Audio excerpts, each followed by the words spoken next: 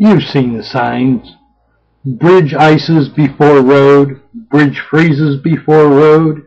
You're driving along a country road or a superhighway, and here you are faced with a bridge that could have ice on it. Well, the same thing can happen when you're hanging in a hammock, except it doesn't have to be winter. It can get cold underneath if the weather is not really, really warm. So underquilts are one of the ways to combat what is commonly called cold butt syndrome. Have you looked at the prices? There must be a way to do it on the cheap.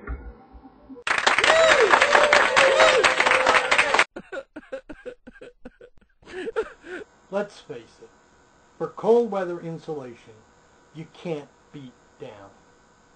Down packs small, lofts high, and just has a whole lot of heat, whole lot of warmth for the weight that you carry. But we're talking about doing things on the cheap. And that means that down is pretty much out unless you've got an old down sleeping bag or an old down comforter or something like that that you don't mind cutting up. In which case, go for it. But really doing things on the cheap means that you're using things that you find at yard sales or things that you can buy real cheap that will serve the function that you want them to.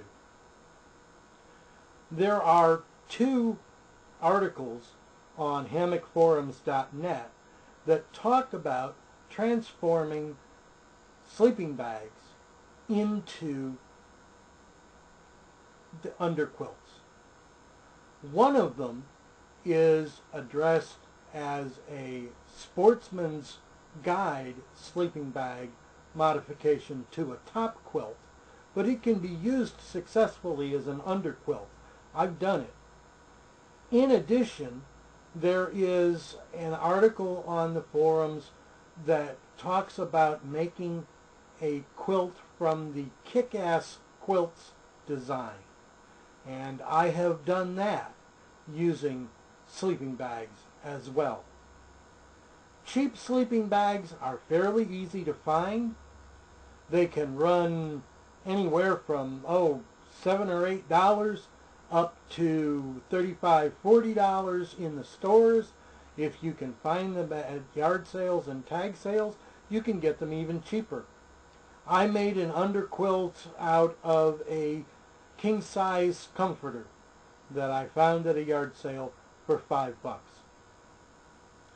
It was useful, didn't get me down real cold, but it was useful.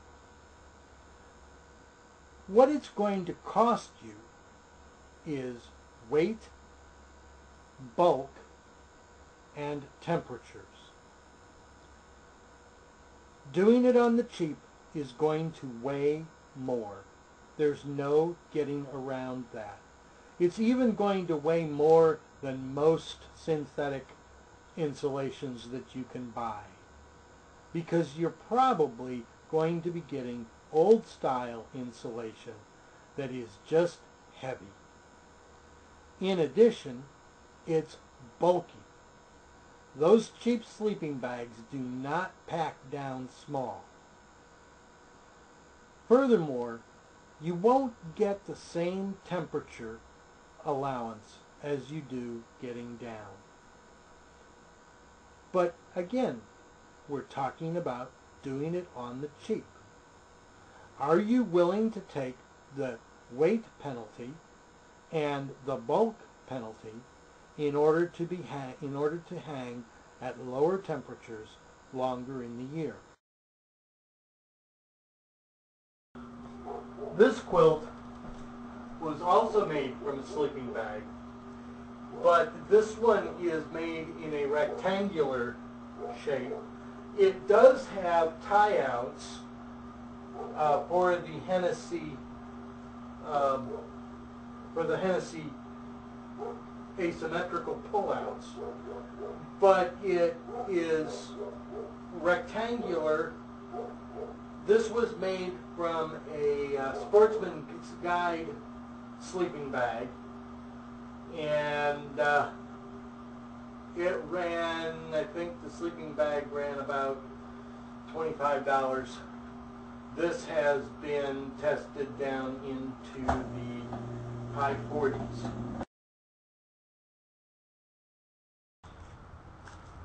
A bridge hammock is an ideal design for a rectangular quilt. Now this is also equipped to be used on a Hennessy with the tie-out straps, but the rectangular shape fits the bridge hammock very, very nicely. This set up with a foam pad got my wife down into the low 40s comfortably. I have just taken and looped the loops from the quilt around the spreader bar, and that holds it up very nicely. This is one of two quilts that I have that are built on the kick-ass quilt pattern. You can see its definite asymmetry. It was designed specifically for the Hennessy hammocks, which have those asymmetrical tie-outs, and the strings go right through holes that are left in the seams here. This was made from a 35-degree sleeping bag that I bought for about $10. It has been tested down into the mid 40s, high 30s, and seems to work well.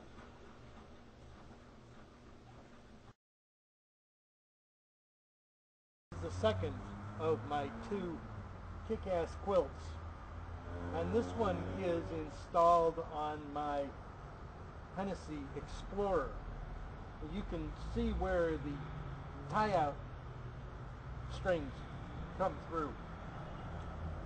I had to play around with this a lot because I found that this line was kind of difficult to maintain. You want it to come up nice and high on the hammock. That's why the strings come through down here. But because this is made out of a 25-degree sleeping bag, a cheap 25-degree sleeping bag, it's heavy. And so the standard 1/8-inch shock cord was not holding it up.